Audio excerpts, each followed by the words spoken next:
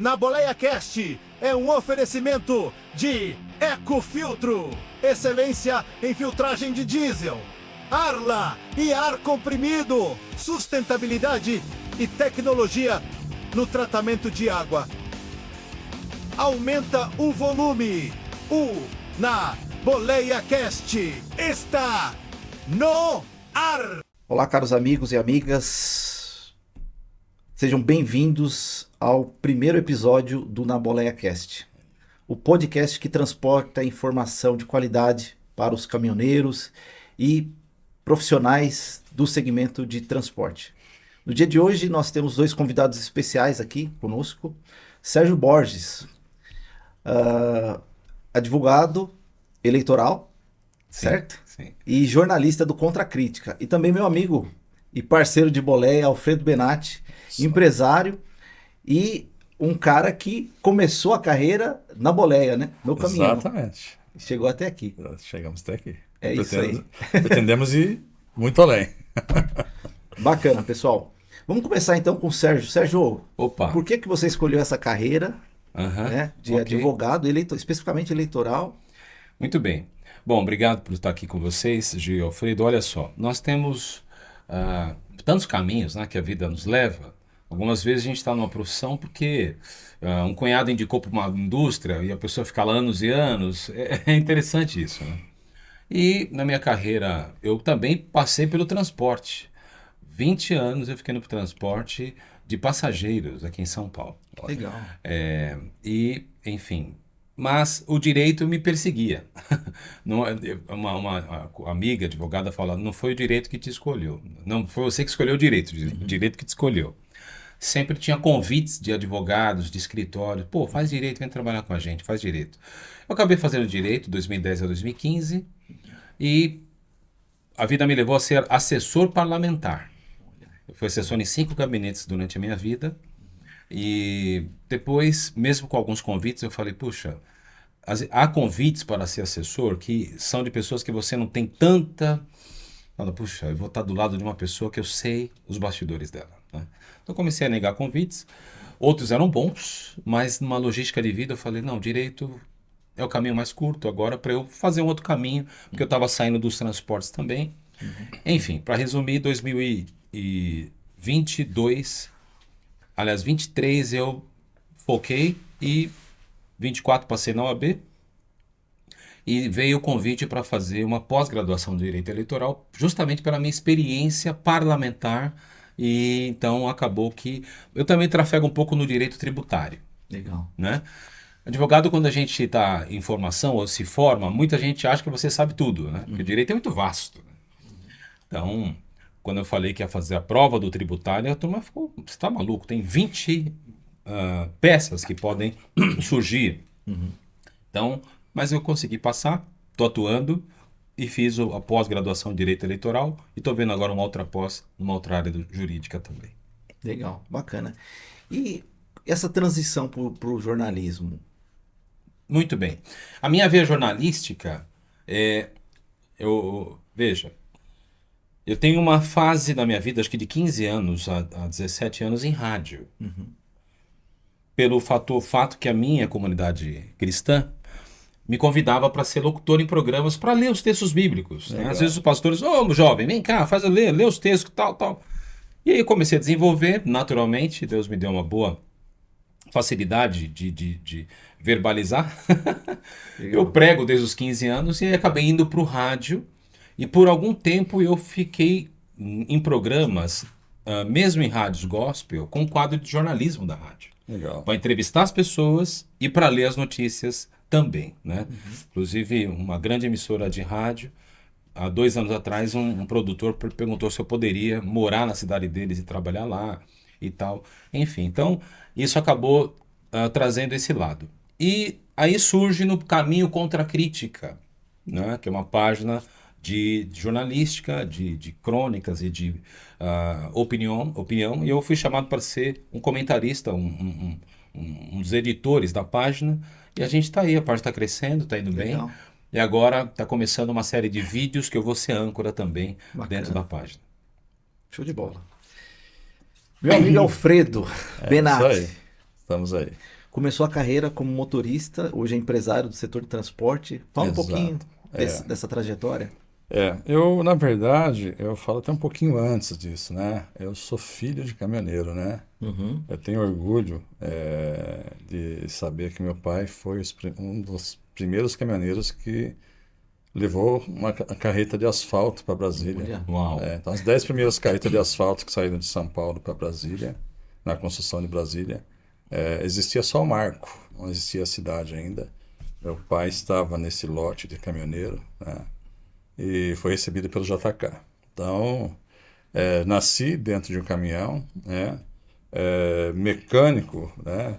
Pelo Senai e pelos estudos que a gente buscou e por experiência, porque meu pai não admitia que a gente pagasse oficina, a gente tinha que consertar, entender do que estava fazendo. Então, eu entendia muito bem do que eu estava fazendo, né? Passei um bom período na estrada. Deus me abençoou de casar com uma pessoa maravilhosa, que era bancária, né? Um banco muito grande. E ela começou a enxergar um lado empresarial que eu mesmo não conhecia em mim. Legal. Se não fosse ela, eu estaria aí, eu seria um bom caminhoneiro e nada contra, estava ótimo, né? E aí eu passei do primeiro para o segundo caminhão, para o terceiro, e montamos uma frota de caminhão. E num dado momento, eu comecei a olhar, né? Frota zero, endividamento alto, tudo em dia. Mas eu olhei, comecei a olhar, poxa, tá errada essa balança do transporte, né? Precisava dividir mais com os autônomos, eu vendi lá. E aí onde eu vendia a empresa, eu falei, vou esfriar um pouco a cabeça, fui para o mercado financeiro, fiquei alguns anos fora, transporte, é onde eu vim conhecer mais o mercado empresarial, trabalhei em M&A de compra e venda de empresas, assumi algumas empresas, eu fui como diretor de logística para a Baldan, né? E depois de lá eu comecei a tomar gosto no transporte de novo, né?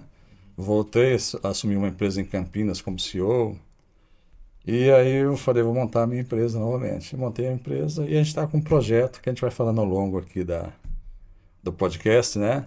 Um projeto de experiência, né? Muita experiência, unido com pessoas de muita experiência também de outros setores, as coisas vão se encaixando, né? E acredito que esse BoleaCast ele vem para arrebentar de sucesso. Legal. Amém. É isso aí.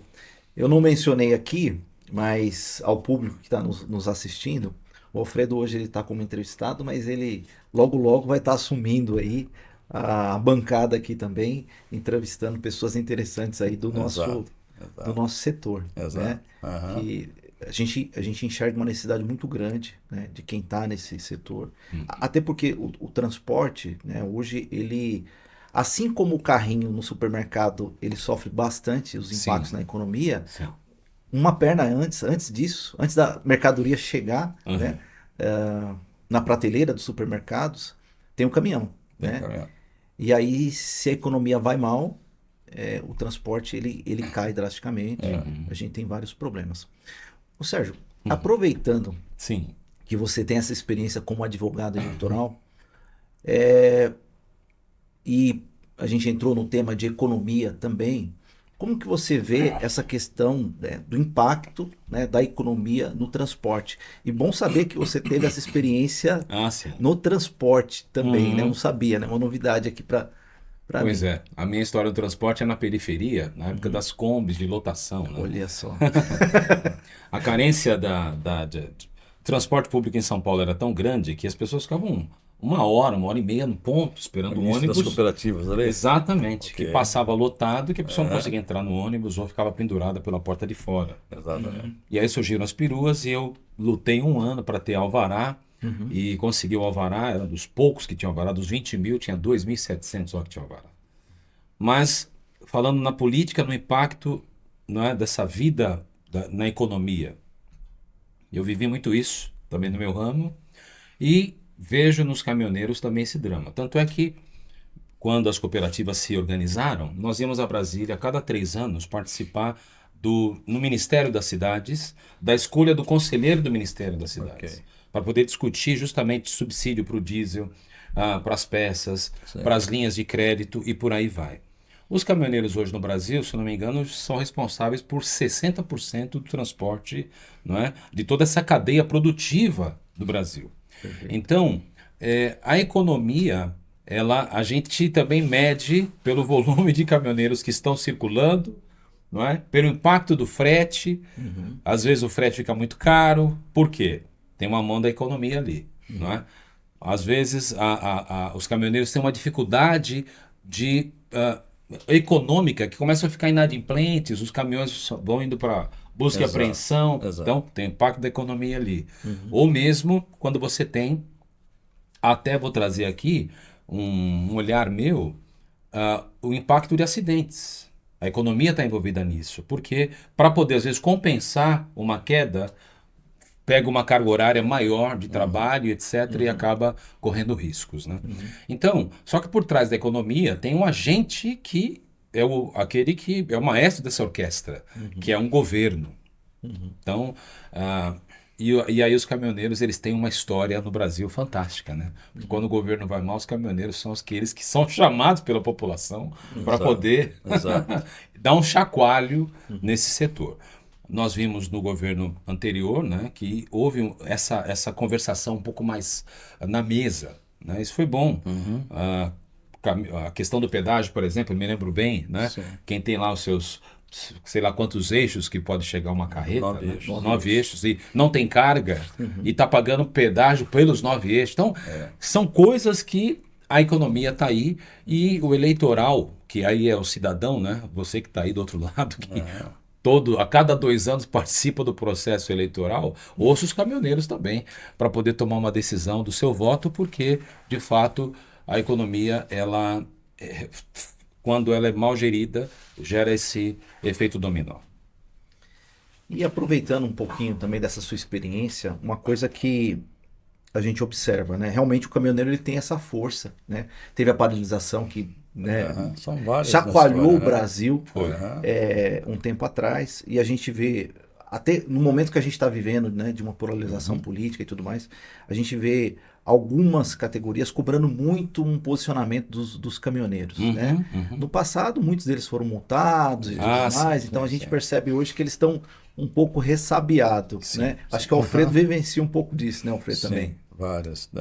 Eu peguei as paralisações desde a época do Covas. Que se abriu a rodovia, a porrada. É uma situação para os caminhoneiros, sabe? Eles são usados um pouco como massa de manobra nesses momentos de política, né? O caminhoneiro é responsável em paralisar para resolver todos os setores, né? E acho que agora eles estão mais conscientes nesse momento, né? Hoje, dificilmente, a classe de caminhoneiro vai parar para o Brasil. Eles param com o Brasil. Né? Eles vão parar quando... Se parar, né? Ninguém está aqui falando em fazer greve, nada. Aliás, eu sou contra a greve, eu sou a favor do profissionalismo, sabe? Eu acho que se organizar essa classe, vamos falar um pouco dos autônomos, né? Organizar essa classe, eles têm uma força incrível. O problema é que o caminhoneiro é muito acostumado a lutar sozinho. Se ele vai procurar uma carga, ele procura sozinho. Então, essa individualização que está enfraquecendo a classe. E eles são muito fortes. Quando eu falo assim, o caminhoneiro é uma potência, ele pode parar o país. Realmente ele pode parar o país. Mas eu sempre falo, cara, que potência sem direção não leva a lugar nenhum. Eu acho que tem muita coisa para se fazer antes de falar uma paralisação. O caminhoneiro, ele tem que olhar para ele, para a classe dele. Hoje, eles não têm linha de crédito. Tá? O governo quer renovar a frota. Ele abre crédito para as transportadoras. Aí ele qualifica as transportadoras que não têm motorista qualificado. Tanto é que está aí o caos. Frotas e frotas paradas. Né? Elas conseguem comprar o caminhão e não tem quem dirige esses caminhões. E todas as notícias que você vê falando aí, vai faltar motorista. Se esse crédito tivesse sido direcionado para os autônomos, nós estaríamos com uma frota melhor rodando, pode ter certeza, uma frota melhor. Eles estariam atendendo melhor as transportadoras. A transportadora estaria com muito menos passivo trabalhista e menos contrato e financiamento em cima da mesa. estaria pulverizado o risco, todo mundo ganhava, Ok. sabe? Perfeito. E a classe, ela teria uma sobrevivência, uma garantia de vida. Então, esse é um dos fatores, né? Além disso, tem outras coisas que o caminhoneiro tem que aprender como autônomo. Eu falo aprender porque a maioria não faz, não tem um custo financeiro, não sabe quanto é o quilômetro rodado do seu caminhão. Eles entendem muito de mecânica, muito de como funciona o caminhão, mas na hora de precificar o seu trabalho, aí eles acabam pecando. E por necessidade também, essa falta de união que a gente falou no começo, se eu tenho um frete por X valor, o outro porque é mais rumo para a casa dele, faz mais barato ali na cara do parceiro. E aí, cara, quem ganha com isso geralmente é o intermediário. Muitas vezes uma transportadora está intermediando essa carga entre o embarcador e o caminhoneiro, e essa margem que ele que acaba spreadando em cima do autônomo fica para o transportador. Aí você vê transportadoras crescendo demasiadamente, que não tem problema nenhum ela crescer, mas assim, a forma, não são todas, e nem toda a riqueza transportadora vem dessa forma. Mas uma das formas de tirar dessa forma do motorista, eu acho errado. Acho errado. Deveria equalizar, dar uma sobrevida para poder manter eles, para não ter que financiar caminhão. Então tem que olhar um pouco para essa classe, né? Tá na hora de chegar a uma união nessa classe, dele parar de comprar um pneu sozinho, dele parar de buscar uma peça sozinho, dele parar de buscar um financiamento sozinho. Eles têm que ter uma união. As cooperativas não deram certo. Cooperativa, infelizmente, a gente vê só enriquecer os presidentes, os diretores. Eles estão com as frotas maiores, as frotas mais novas e as rotas melhores, e os outros pagam ali as mensalidades da cooperativa para ficar com a sucata do serviço. Também não é legal.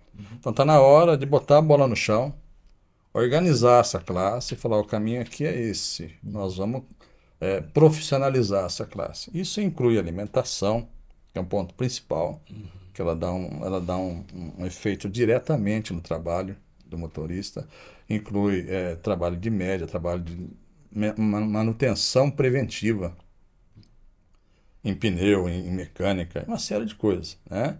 E uma possibilidade de renovação de frota. Então teria que ter todo esse trabalho para essa classe aí. Essa classe tem sucesso, são pessoas trabalhadoras.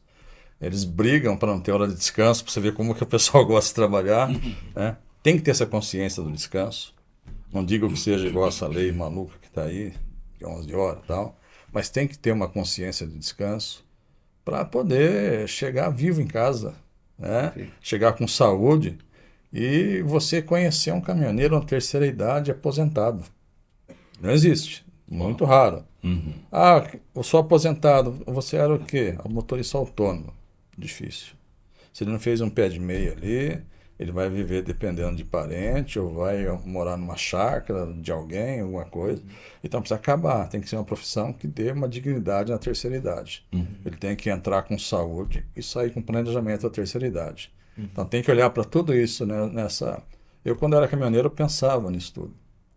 Eu olhava, pô, mas eu vou ficar... Eu adorava, cara. Eu adoro caminhão. Eu mantenho minha carta, letra E até hoje. Faço toxicológico até hoje. Porque eu adoro caminhão. Mas eu pensava, como que vai ser minha terceira idade? Né? Para manter, quando eu estava na estrada, eu tinha um caminhão, né? Para manter já não era fácil. Então perdia várias noites de sono e por aí vai. A dificuldade que está até hoje, né? Aí eu ficava olhando, e um dia que eu não consegui mais fazer isso, né? O dia que eu não consegui mais trocar o caminhão. O dia que esse caminhão começar a não ser aceito mais pelas seguradoras para carregar. O dia que a minha saúde já não estiver mais em ponto. Como é que eu vou me manter? Né?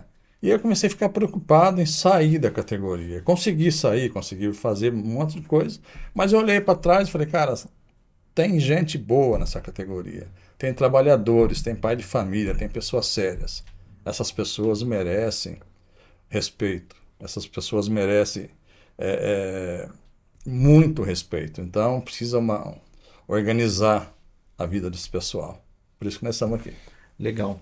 Ô Fredo, você também é empresário do setor de transporte. Eu também sou empresário do setor de transporte. Uma coisa que a gente tem observado ao longo do tempo é uma fuga desse profissional das empresas. Então você mencionou que muitas empresas cresceram, né? Adquiriram frotas imensas, mas o que a gente observa hoje é uma falta de mão de obra muito grande também. Sim, Né? sim. Você acredita que muito devido às adversidades que o caminhoneiro vem sofrendo, questões salariais, formação, o que você acha que tem gerado mais? Sucessão, né? Eu tenho 3 filhos e um são caminhoneiro. Então, assim, a profissão não forma sucessor. Isso é uma coisa bárbara, é chato de falar. Eu não queria que meus filhos vivessem nessa vida, né? Sem uma perspectiva de ter um conforto, né? Então tem que transformar essa profissão, profissionalizar, para que se faça sentido vir novas pessoas. Hoje a mulherada está chegando, muitas mulheres no trânsito, nos caminhões, e elas estão dirigindo 9 eixos. E olha, exemplar a forma que elas dirigem, a forma que elas conduzem o caminhão. Mas elas enfrentam coisas terríveis. Banheiro, falta de respeito, sabe? A classe ainda não acostumou a olhar elas como profissional. Então, uma série de coisas. Para ter, Gil, é simples, sabe? Para ter mão de obra, e tem que ser qualificada, porque você está transportando peso, você está trafegando em rodovia, onde tem famílias trafegando também. É muita responsabilidade, né? Então, para ter tudo isso, cara, tem que ter condição de vida, sabe? E as pessoas estão se estressando e preferem fazer outra coisa. Então é isso, eu acho que tem que melhorar. É uma profissão apaixonante. Quem senta no caminhão, faz uma viagem, cara, se apaixona pela vida toda. E é mesmo estando fora, quando passa um caminhão, você fica olhando. Eu vou ter as concessionárias, acompanhar os lançamentos. Tá no sangue, não tem como, né? Mas tem que ser um meio de vida sustentável. Perfeito. E não está sendo. A gente vê muita discussão em relação a preços, né, de combustíveis, insumos e infraestrutura. Você mencionou aí a dificuldade, né, de ter um local adequado até para tomar banho. Exato. Vocês, e aí eu vou direcionar essa pergunta para você, Sérgio. Vocês sentem um governo com um diálogo próximo dessa categoria, tentando trazer algum tipo de benefício para essa categoria? Olha, eu, no meu olhar de cidadão, né, existem setores, todos os setores têm a sua relevância, mas existem setores que eles têm um peso estrutural na sociedade, na organização do país, na organização do Estado, na cadeia alimentar. E esse setor, ele merecia um tratamento VIP, né? Como falamos anteriormente, 60% do suprimento alimentício do país e outros, né? Farmacológicos e por aí vai, enfim. O PIB brasileiro está sob rodas. 60% né? roda. Isso é muito. Então, ouvindo o Alfredo aqui e vendo de fato que a carreira do caminhoneiro ela acabou sendo depreciada no nível que o pai não quer que o filho seja. Exato. Né? Esse é o termômetro. Então, essa ressignificação, ela justamente precisa de um governo, qualquer que seja, de esquerda, de direita, que entenda esse setor como parceiro, né? Mesmo que a maioria dos caminhoneiros possam, de repente, votar num outro espectro ideológico, independente daquele que está eleito, ele tem que ser parceiro. E eu vejo a necessidade, sinceramente, dos caminhoneiros ascenderem como líderes políticos também. Porque, veja, a sociedade, ela, em termos de Congresso Nacional, nós, enfim, transferimos a nossa representatividade para alguém. Então, às vezes os taxistas se unem, e eu digo isso porque eu fui assessor 4 anos na Câmara Municipal de São Paulo. Legal. Eu ficava justamente na Comissão de Transportes, né? Então, eu me lembro bem aqui agora, deu um flash do pessoal da Uber, chegando no gabinete, me pedindo uma reunião comigo e com o vereador, na época, para a gente discutir a chegada da Uber no Brasil, em São Paulo. Né? Então, chamei depois os taxistas para conversar. Os taxistas tinham lá vereadores eleitos por eles. Né? Então, cadê a bancada dos caminhoneiros em Brasília? Exato. Cadê os deputados federais caminhoneiros? A bancada da quinta roda? Né? Então, eu entendo que, além do governo, independente de ter vozes eleitas que são do segmento, ele tem que dar essa atenção independente delas, mas quando essas vozes não comparecem Exato. para exercer justamente essas reivindicações em plenário e mostrar no parlamento, que é o lugar de falar, né? Tudo o que está acontecendo com o setor e buscar mecanismos jurídicos, legislativos, econômicos, subsídios para falar, ó, vocês estão esquecendo de nós, né? Então eu acho que a esse momento, Alfredo e Gil, que o segmento precisa se organizar para ter lideranças representativas. Legal, bacana. Eu vou pegar um pouco do gancho da fala do Sérgio. Ele mencionou o Uber, né? Eu, por um acaso, semana passada, eu tive que pegar um Uber, né, para me deslocar. E chamou a atenção, vim conversando, né, com o motorista do aplicativo.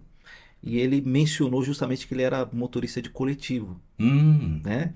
E aí ele já estava aposentado, mas também não conseguia se recolocar, né? Estava tentando uma recolocação. Mas o aplicativo era, vamos dizer assim, um meio de Complementar a renda. complemento de renda, e a gente tem visto muito isso acontecer. E eu vou aproveitar esse gancho para direcionar um pouquinho a conversa para o Alfredo. Sim. Alfredo, como que você vê essa questão da tecnologia, né, no setor de transporte? O uso de aplicativos que auxiliem o motorista no dia a dia ou o transportador no dia a dia. A gente tem visto uma enxurrada de aplicativos no mercado, mas eu ainda não vi um aplicativo relevante que auxiliasse, não o empresário, mas o motorista no dia a dia.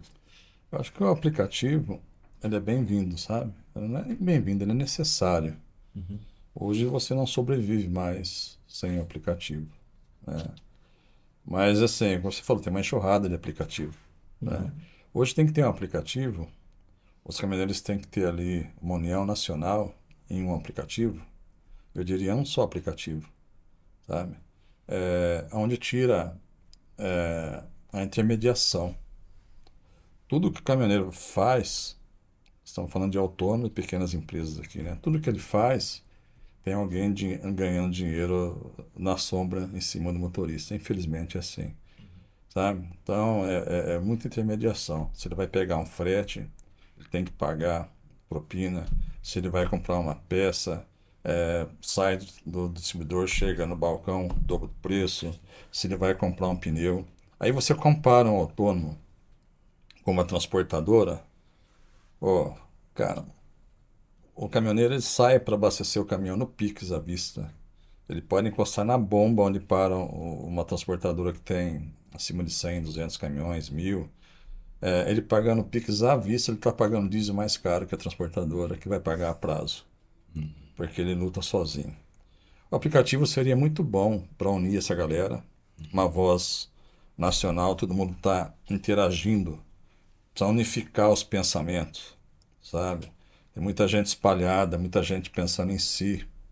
E é uma educação que os motoristas teve. Eu fazia isso também quando eu era caminhoneiro. Eu pensava em mim, boa. Mas há um jeito melhor de fazer isso, sabe? Então o aplicativo, acho que ele vai somar muito bem. Você criar uma força para abastecimento. Você programar a tua viagem. Você vai para o norte, você programar já a tua compra de diesel nos pontos e já sinalizar para aquele posto que você vai gastar o dinheiro ali e ele tem que fazer um preço abaixo para você. Ele te dá um pernoite ali, porque hoje cobra até para pernoitar no caminhão, cobra banho, cara. Nossa. Eu sou da época que não pagava nada disso. Você encostar, cansou, dormia e acordava, tomava um banho, ninguém perguntava quanto que era. Hoje em dia você tem que tirar a ficha no caixa e se você não abastecer o caminhão, você não pode dormir no posto. Então, e por que dá esses trancos com o dono do posto? Porque você não programou a viagem. Se você programar a tua viagem, olha, eu vou estar passando tal dia, vou ter que abastecer, eu pretendo pernoitar aí e tal. O dono do posto já sabe que ele vai ter aquela renda do abastecimento, ele começa a aceitar melhor. Então não dá para estar andando solto, igual os caminhoneiros autônomos sempre andaram, igual eu sempre andei. Eu acho que o aplicativo ele vem com uma ferramenta muito boa para unificar embarcadores de carga. De repente, em muitos carregamentos, não tem uma transportadora entre o autônomo e o embarcador de carga. Um aplicativo que linke os dois ali direto, sabe? E dê essa sobrevida ao motorista, que ele vai ter ali um percentual melhor do frete, e para o embarcador seja melhor, porque tem uma pessoa menos intermediária, ele consegue também melhorar um pouco o preço e com a certeza de que quem está transportando ali é o dono do caminhão. O caminhão é uma empresa. É uma empresa. Ela fatura mais do que muitas farmácias, mais do que muitos comércios de bairro. Você pega um caminhão. Então ele tem que ser tratado como uma empresa. O motorista tem que olhar para o caminhão dele como uma empresa e fazer a gestão como empresa. Então, sim, cara, o aplicativo ele é bem-vindo, sabe? Você entende que essa aplicação seria a partir de uma iniciativa privada, pública, ou você acha que ambos os setores precisam se unir e de repente trazer uma solução nesse sentido para os caminhoneiros? Eu acho que tem que unificar tudo, tá? Tem que ser público, tem que ser uma iniciativa privada. Os caminhoneiros têm que, como o Anderson falou, né, tem que ter um braço político no meio. Eles têm que se unirem, eles têm que saber em quem eles votaram. Você não tem que pegar um santinho na última hora e correr lá para não tomar uma multa se não votar e não saber quem está votando. Você tem que saber quem que é o teu deputado, quem que é o teu senador, quem que é o teu presidente, quem que você colocou ali. E aí você tem que cobrar eles o mandato todo. Hoje nós temos lá muitos deputados, tem alguns trabalhando, mas eles não são cobrados pelo povo, por quem votou neles. Sim. E isso não é só o caminhoneiro. Acho que o brasileiro tem que aprender a olhar a política de forma diferente. Acho que nós somos muito mal educados para olhar para a política. Política é uma coisa que nunca foi problema nosso. Nós temos um pé no saco de levantar cedo no dia da eleição, correr votar e voltar a fazer um churrasco. Sabe? E não se importa em quem votou. Na eleição última eleição, muita gente desceu para o litoral, justificou, porque aproveitou o feriado, o dia da eleição, justifico e, quer dizer, olha a seriedade que você está colocando o país na mão de quem.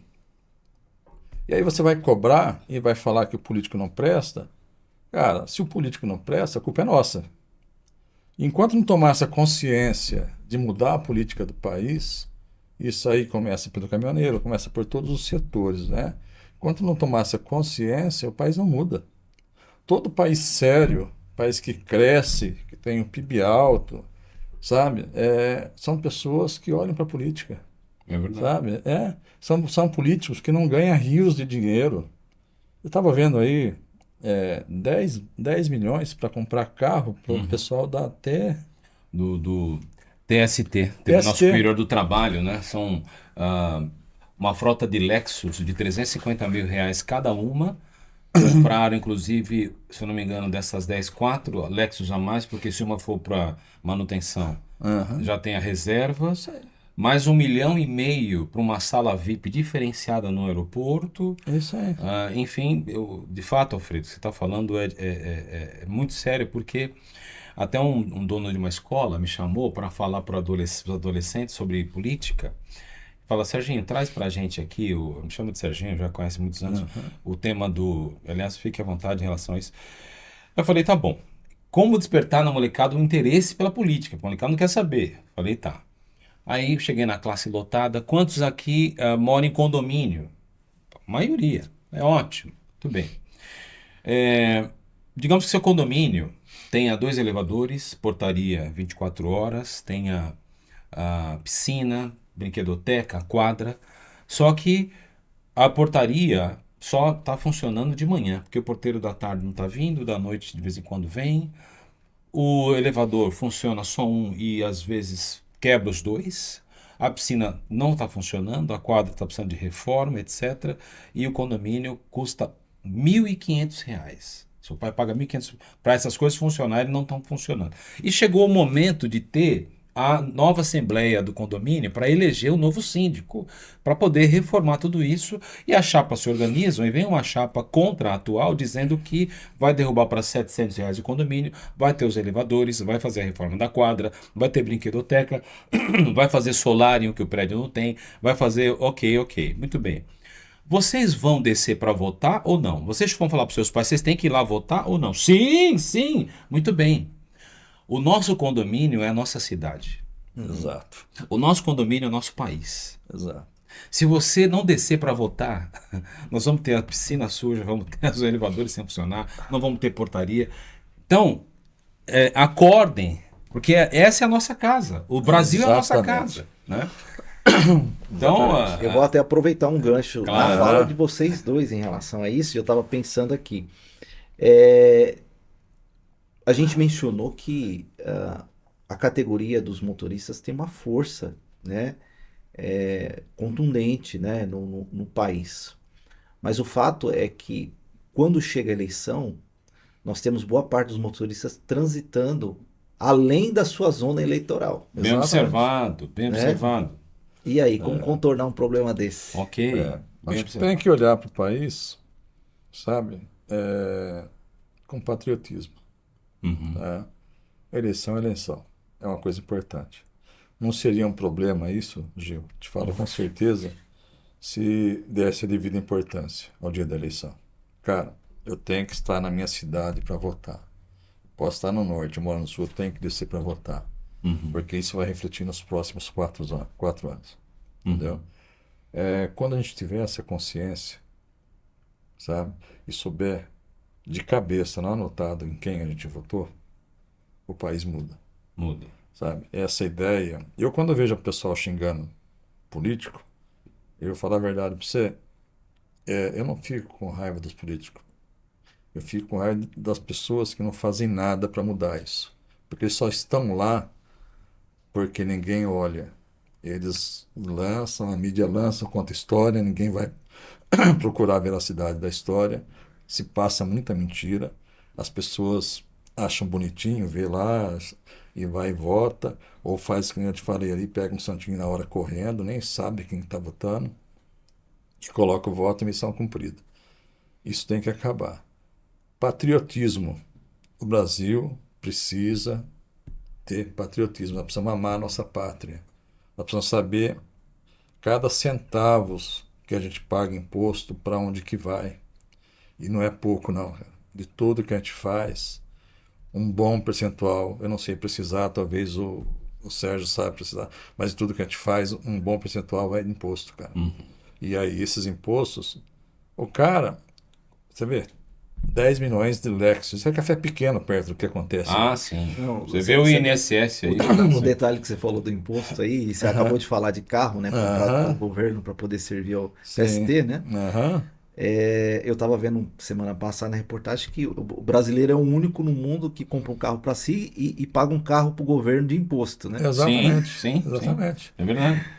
É lamentável. O CLT também. Você paga um salário e ele te custa o dobro. Uhum. Uma das mais altas cargas tributárias do mundo é a nossa, né? É nossa. E temos um dos parlamentos mais caros do mundo também. Era para ser o país mais rico do mundo, Sim. pelo que a gente recolhe. Pelo menos rodovia, sabe? Eu participei de algumas cotações do agro, de soja, e eu vi muitas cotações serem perdidas por causa de pedágio. As rotas mais caras do pedágio do Brasil são as rotas onde tem os portos. Santos, Paranaguá.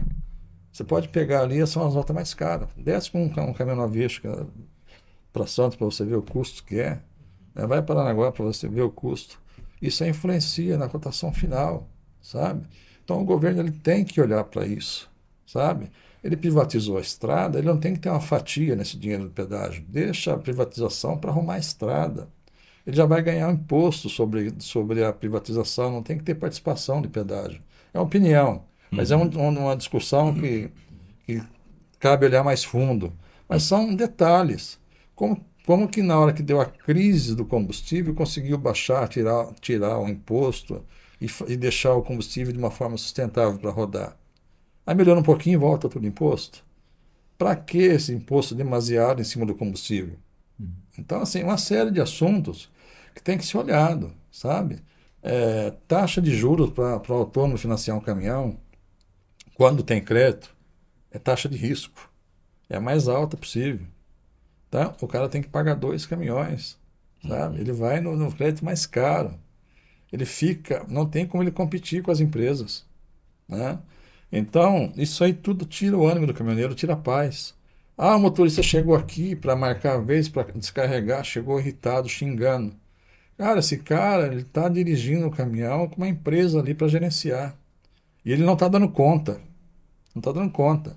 Porque é imposto, é diesel caro, frete ruim. é todas essas coisas que tá no dia a dia dele, e geralmente uma boa parte com sobrepeso, saúde um pouco abalada, tudo mexe no psicológico da pessoa. Aí você quer que chegue ali um cara educado, que sabe que vai esperar às vezes 10 horas para descarregar e não vai ganhar diária, porque se ele reclamar, o nego coloca um X na testa dele, não entra mais ali. Uhum. Tem todas essas coisas. Então, ele não consegue brigar por isso, mas a classe tem que se unir e gerenciar um aplicativo, Sim. pessoas qualificadas, para gerenciar isso para ele, mas assim, a custo quase zero, porque essa classe é imensa. Uhum. Dá para você fazer um negócio em escala, né? São 4,5 milhões de transportadores somando caminhões e... Hoje passa, viu? Nós pegamos aí 2.400.000 de autônomos, Uhum. né? Deveria ser uns 3,5 milhões de CLT, mas como está faltando, Ok, né? ok. E falar em faltar, você comentou, até voltando um pouquinho àquela pergunta, né? Falta de profissional. Solta financiamento para motorista, vê se falta motorista no mercado. Uhum. Financiamento para autônomo. Não falta. Falta CLT. Porque, na verdade, o caminhoneiro, ele é empreendedor também. Empreendedor. Então, ele quer ter o caminhão dele, o CNPJ dele, Exato. para poder construir também um patrimônio e fazer a gerência do negócio dele. Exatamente. E aí, o desenho CLT não é tão atrativo Não. para quem tem a ver empreendedor. Não é porque... Como você falou, cada caminhão é uma empresa. Cara, uma empresa. Quando ele é empreendedor, ele está ali, fora de casa, longe da família. Mas ele sabe que é por uma razão. Uhum. Ele está fazendo um patrimônio. Isso. Está mantendo um patrimônio. Uhum. CLT não. CLT é o salário ali. Uhum. Então não tem alguma coisa que incentiva.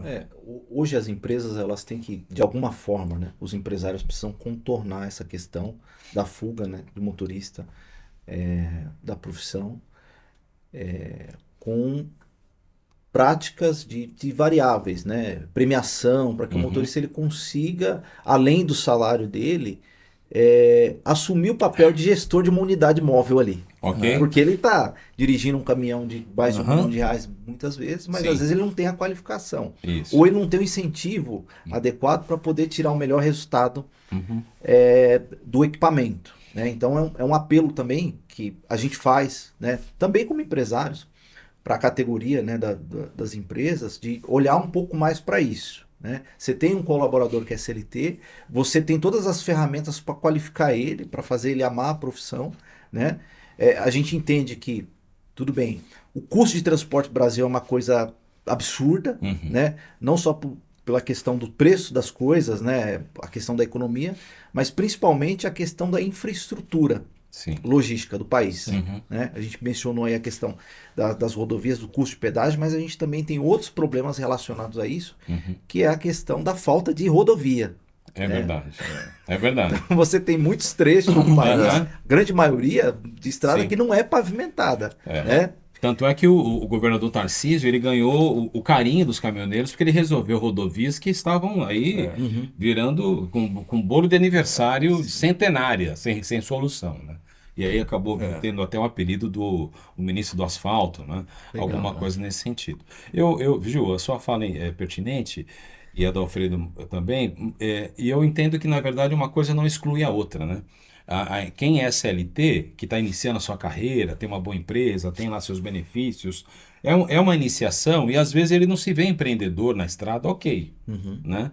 Mas aquele que tem a ver empreendedora, que é a grande maioria que abre mão do CLT e também diz, só que eu não posso ter meu caminhão, faço outra coisa, mas eu não vou, eu iria se fosse o meu. Né? Então, um aplicativo como esse, Alfredo, que ajuda na gestão, que traz benefícios, que traz um diesel mais barato, e etc., vai fazendo ele ter mais liquidez e impacta por aquele que libera crédito um olhar positivado no sentido de, poxa, ele vai oferecer menos risco.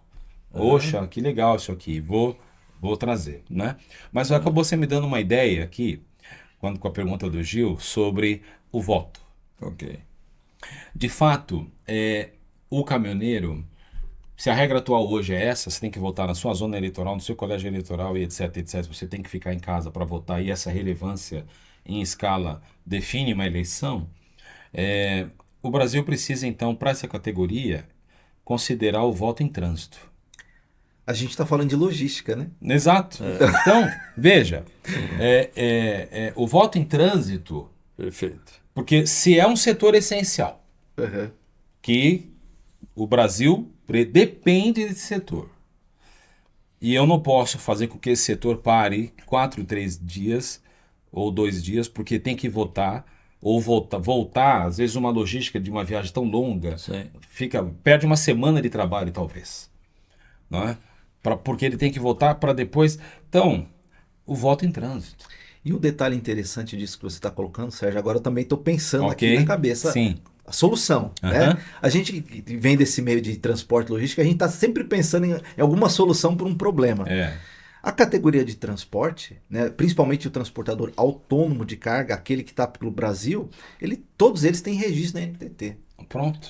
Todos eles têm registro. Então o governo tem acesso. O banco de dados está lá. O banco de dados está lá. Isso. Então, assim, para uma política pública, alguém aprovar uma lei, olha, todo mundo que está registrado aqui como está, que tem o direito. Tem essa prerrogativa. Tem a prerrogativa de votar fora onde ele da chegar zona e eleitoral.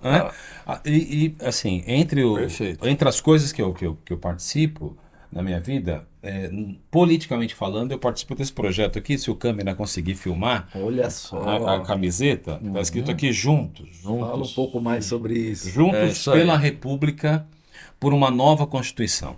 O Brasil, em 88, trouxe uma Constituição com 250 artigos. Já somam 135 emendas. Ou seja, nasceu uma Constituição em cima da outra.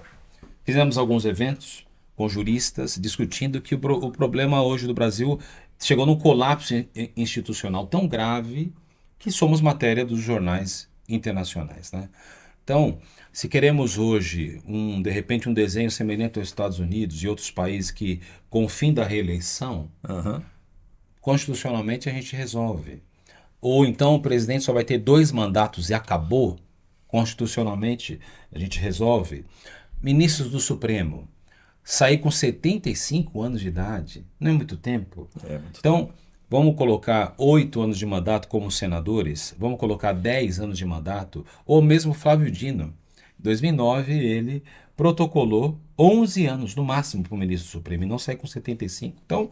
Então, isso tudo a gente tem colocado nessa discussão de Juntos pela República, porque a gente entende que o Brasil precisa entrar em outro patamar e o político, que é importante para administrar a polis, que é a cidade, ele tem que entrar com um olhar de sacerdócio e não de um pequeno rei, de um pequeno duque, e assim vai como era na monarquia. Então, o Brasil precisa de um novo desenho. Hoje nós temos um modelo oligarca, né? Então, o Brasil precisa ser devolvido aos brasileiros. Precisa parar de ser um país de privilégio para voltar a ser um país de oportunidade. E eu quero aqui dizer a vocês que esse momento que trouxe essa questão do voto, em trânsito. Já vou pautar hoje com a turma do Juntos para a gente abraçar essa. Eu ia soltar esse desafio para você agora. Eu estava esperando ele acabar de falar, e eu sou muito assim. Igual eu comentei antes, né? Quando eu vejo alguém falando alguma coisa sem solução, eu vou sempre direto ao ponto, né? O que nós vamos fazer para colocar esse voto em trânsito? Eu ia te perguntar isso agora. Ok. Então, legal a sinergia. Vai para o Juntos. E assim, nós nos colocamos à disposição para ir para Brasília, se precisar. Ótimo. Fazer o que for possível.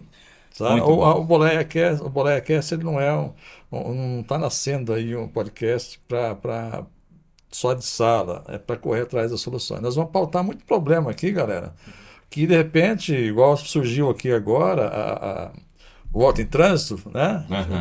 Saiu aqui no assunto e já estamos pensando em correr atrás. Isso. E vai ter muitas situações aqui que a gente vai falar, vai partir do fim do podcast, a gente vai começar a desenhar para Isso. correr atrás da solução. Perfeito. E marcar data e começar a dar retorno. Os próximos podcasts vai vir com retorno já Sim. positivo, ou pelo menos status que está. Aqui está.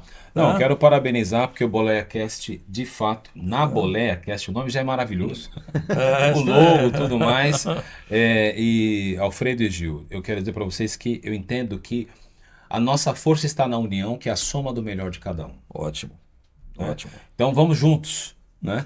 Transformar a vida do caminhoneiro, como vocês estão fazendo com esse projeto aqui, Exato. maravilhoso. Transformar o país, e vocês estão convidados para ajudar a liderar esse projeto e agregar, assim como outros setores da sociedade. Estamos conversando com o agro, com vários juristas. Ontem foi uma pessoa importante que vai organizar uma reunião na OAB. Estivemos com o Modesto Carvalhosa 2 vezes, o maior constitucionalista vivo do Brasil, com 93 anos de idade.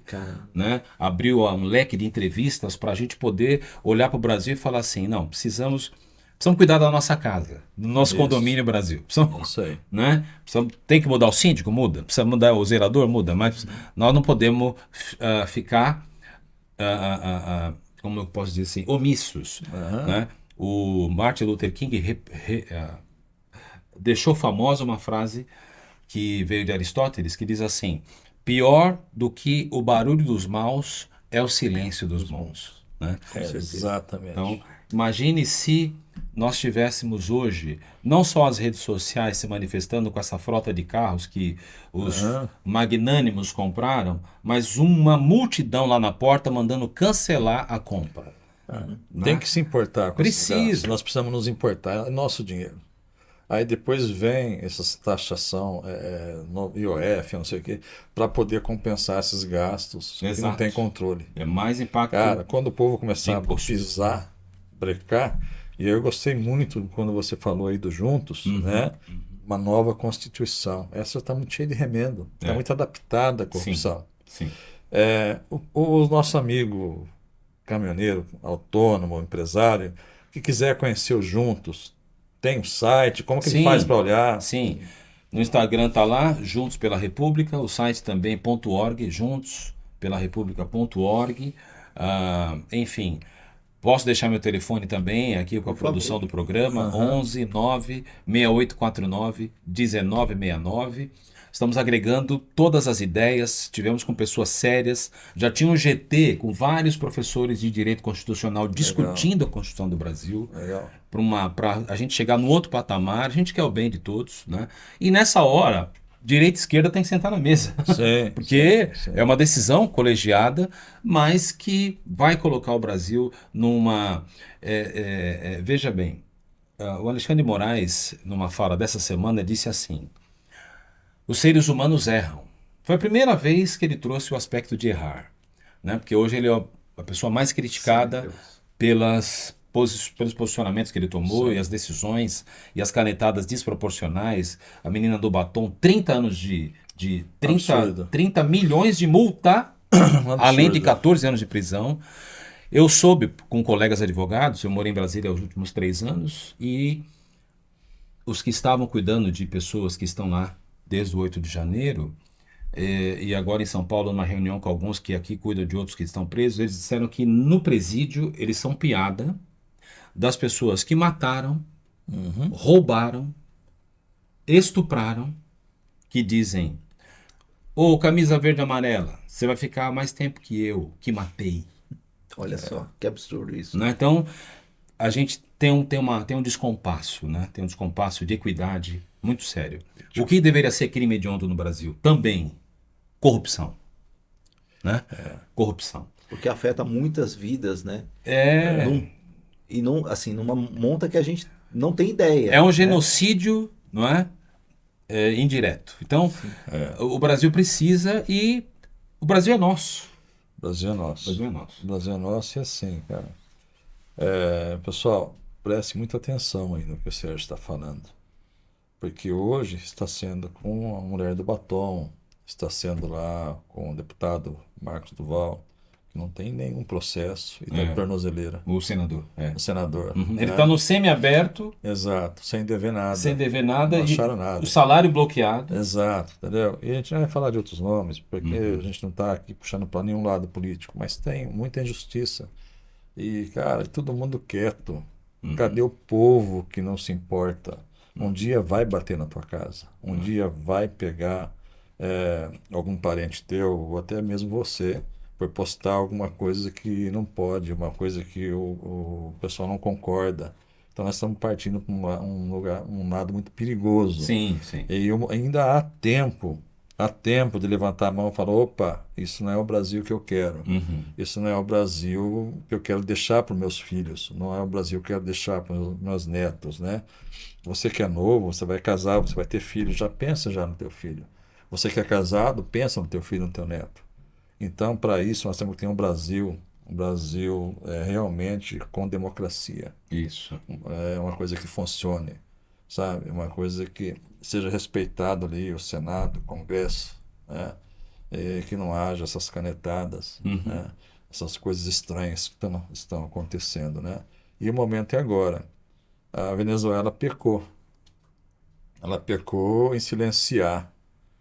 E Chega, deu no que deu. deu no que deu. É. Tem uma frase de Figueiredo que ele falava, né, cara? Vocês vão suar sangue para tirar o comunismo do Brasil. Venezuela está vendo isso. A Argentina está conseguindo virar, mas pegou uma pessoa de raça, está peitando Deus e o mundo lá. O Brasil precisa virar. Nós não somos ainda comunista, mas nós temos tempo de trazer o Brasil para os trilhos ainda. Muito bem. Mas depende do povo. Muito bem. Eu, inclusive, quero propor, dentro da rotina de vocês de entrevistados, trazer pessoas como Sebastião Coelho, desembargador, Ótimo. que apoia o projeto, apoia a iniciativa do Juntos para ser entrevistado, entre outros, né? E eu me lembrei agora de um rapaz que foi motorista, quando novo, 20 e poucos anos, num ônibus de lotação que eu tive na periferia. Sim. E eu encontrei com ele anos depois, ele já casado, porque eu fiquei nesse setor 23 anos, né? Sim. E aí, poxa, Serginho e tal, o que está fazendo da vida? Eu estou dirigindo caminhões do Exército em Pacaraima, Olha aí. na divisa com a Venezuela. Eu falei, uau! E aí? Ele falou, Serginho, as cenas mais tristes que eu já vi na minha vida, das pessoas chegando magras, Degredo da Venezuela para o de Brasil. fome, Exato. de andarem quilômetros e quilômetros e quilômetros, com os filhos no cangote. E eu cheguei a ver moças com nenéns recém-nascidos, com o peitinho delas magrinho, para poder amamentar o filho, não tinha mais energia. Falei, nossa, tá? Então, nós temos esse problema, é um fato, vizinho aqui nosso, e temos que ter esse pacto intergeracional, né? Que Brasil que nós queremos para os nossos filhos, para os nossos netos, e por aí vai. Então, de fato, precisamos tomar posse daquilo que é Exato. nosso. Eu até ia fazer um comentário com você, né? Eu vejo o pessoal botando muita esperança nos Estados Unidos, tal. Alguns na China, outros nos Estados Unidos. Gente, tem que ter esperança no Brasil, sabe? O Brasil é dos brasileiros. Isso. Tá? Não acreditem num país que manda a gente se isolar do mundo e vai negociar com os Estados Unidos. Foi o que aconteceu essa semana com a China. Exato. O Brasil se isola aí, encara todo mundo, briga, mas eu vou pegar meu avião, vou lá conversar com o presidente dos Estados Unidos, vou negociar aqui para a China. Pois é, Então, cara, os pesos e medidas não são iguais. concordo. Enquanto a gente não nos colocar no nosso lugar, entender que o Brasil é nosso, nós temos potencial, eu não estou falando aqui nem de esquerda nem de direita, eu estou falando de direitos do brasileiro, direito do país. Exato. Democracia não tem partido, não tem lado. Isso. Né? Se cumpre a Constituição. Né? Então, enquanto o brasileiro não se posicionar e cobrar que o Brasil siga à risca a Constituição e que a gente consiga fazer uma nova Constituição decente, Exato. a gente fica à mercê. É um absurdo depender de um outro país intervir. E aí fica esse questionamento: pode, não pode, é justo, não é? O que é justo? É o brasileiro decidir o que é dele. Exato. Não que não seja bem-vindas as Claro, ajudas, são claro. muito bem-vindas, mas a gente não precisaria disso. É. O povo tem que agir. Perfeito. Legal, queridos. Estamos chegando ao final de mais um programa. Mas eu queria que vocês deixassem uma mensagem aí para os nossos amigos que estão nos assistindo, os motoristas na estrada, os profissionais da área de transporte, né? Isso. Bom, eu quero agradecer o privilégio de estar aqui e dizer aos nossos amados transportadores, primeiro, muito obrigado, né? Porque vocês fazem com que, por exemplo, hoje eu sou pai aqui há 17 dias, né? E eu corri cedo para organizar a família para estar aqui. Eu tinha prometido para minha esposa todas as manhãs, esse primeiro mês dela, ficar em casa e à tarde trabalhar até mais tarde da noite. Mas hoje estamos aqui nessa gravação pela manhã e consegui chegar a tempo. E eu fui no mercado, fui na farmácia, e ali estavam coisas que vocês trouxeram. E eu vi chegando nos setores de descarga outros caminhões trazendo, né? Enfim, as fraldas que eu precisei, os alimentos que a gente precisa do dia a dia. Então, o nosso muito obrigado como brasileiro pelo trabalho de vocês, pelo sacrifício de vocês, pela dedicação de vocês. E dizer para vocês que a vida é uma só, né? Cansou? Vai descansar. Não se ausente da família. Pega o filhote, vai passear, vai curtir. A gente às vezes fica tão workaholic, tão trabalhador, né? E o caminhoneiro geralmente é um pai de família, que sempre tem vários filhos, o Alfredo aqui 3 filhos, você, seus filhos. E a questão é que e esse é o maior patrimônio que você tem, né? A sua família. E é por isso também que você tem que se envolver na cidadania, que você tem que, não é, estruturar, ajudar o BoleaCast a ser divulgado, alcançar muitas pessoas e que esses aplicativos, tudo que eles estão desenvolvendo para o bem do caminhoneiro, alcance a vida de vocês para trazer mais qualidade de vida, não só para vocês, mas para todos nós brasileiros que dependemos de vocês. Obrigado, Serginho. Fredo? Cara, o Sérgio me remeteu aí ao começo da minha carreira, né, como caminhoneiro, onde não existia celular.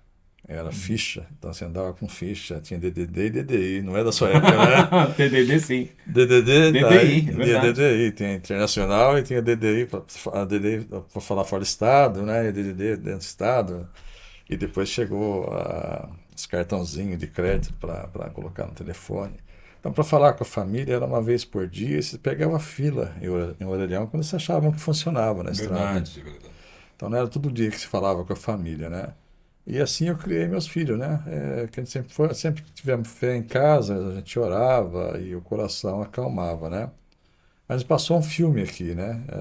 Eu sempre fiquei maneiro para viajar longe, eu saía com a missão de pagar as contas e ganhar dinheiro. Então, eu ficava 20, 30 dias fora de casa. A saudade apertava, né? Mas o que tem que falar é isso, cara. É uma profissão maravilhosa, né? Ela veio do meu pai para mim, ele presente, e eu eu eduquei meus filhos em cima de caminhão, né? E só queria frisar mais um ponto que a gente falou aqui. Não falta motorista no mercado. Aponta o financiamento para a classe certa. Aponta o financiamento caminhão para os autônomos. O Brasil vai rodar. E muito bem, e com segurança. Nada contra a CLT. As empresas têm uma facilidade que os autônomos não têm. E tem que ser igualado isso. Tá faltando motorista. Para quem? Você já viu algum autônomo com caminhão parado? Não tem. Verdade. Sabe? Todo autônomo tem um irmão, tem filho que dirige. Aponta o financiamento para essa galera. Vai ter pessoal com experiência, muita experiência, sabe? Que conhece a estrada e vai ter uma qualidade muito melhor de trabalho, sabe? E vai pulverizar. Para o banco também é seguro, pulveriza bem o risco. É muito mais fácil financiar 100 caminhão, um para cada um, do que 100 para uma empresa só. Se ela quebrar, ele tomou o calote de 100. Entendeu? Financeiramente é muito mais seguro. Então, assim, não falta motorista. Tá? Com um bom aplicativo, baixando o custo dessa galera, dando educação financeira, embarcações de frete sem intermediação, né? Baixando o custo de peça, de diesel e bom financiamento, a gente estrutura esse país. E é lógico, outro assunto que você comentou, os caminhões aumentaram muito de tamanho por falta de motorista. Um absurdo uma carreta 9 eixos. Precisava? Em algumas operações, sim. Não para todas. Qualquer operaçãozinha, eles botam 9 eixos. Não tem nem como entrar em muitos lugares. As rodovias não são nem preparadas para isso, para esse veículo 9 eixos.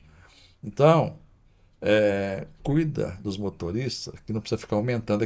Daqui uns dias estão fazendo 10 eixos, 12 eixos para falta de motorista, 20 eixos. Daqui uns dias o caminhão virou trem. Entendeu? Verdade. E não é por aí. Não é por aí. Para qualificar o que estão, transformar essa profissão numa coisa atrativa, para que os que deixaram a profissão retornem e que ela tenha sucessores dentro da família. Muito bem. É isso aí. Legal, queridos. Então seguimos aqui tocando marcha. Acompanha a gente nas redes sociais. Dá o like. Eu vou deixar o telefone do Na Boleia Cast aqui, 011 99201 2277. Se você quiser mandar algum vídeo de situações que você está vivenciando na estrada, manda aqui para nós que a gente vai deixar aqui nos comentários também. E logo logo Na Boleia Cast vai estar aí no seu caminhão, te acompanhando, vendo a tua realidade no dia a dia. Um grande abraço.